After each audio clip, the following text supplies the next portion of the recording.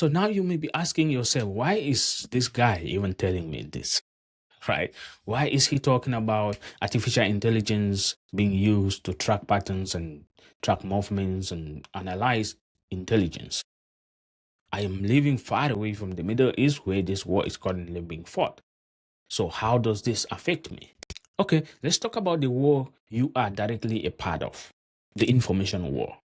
When you wake up and scroll down through your social media pages, be it Facebook, YouTube, or any other social media page, do you know how the news is created? What about the videos that you are looking at?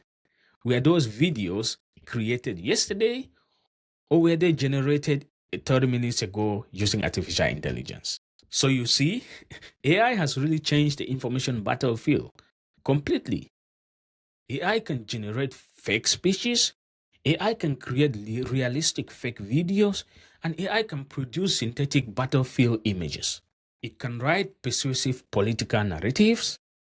Some of it is propaganda, some of it is misinformation, some of it is simply people chasing clicks online. But the problem is, it's getting really, really hard to be able to tell what is real from the volume of fake information, fake images, fake videos that are out there constantly pounding your phone every time you look for news. So this war is not just happening in the skies, it's also happening on your phones. And perception has become a very powerful weapon. So, if AI is already changing how these wars are being fought and how information spreads, the real question now becomes, what should Africa learn from this?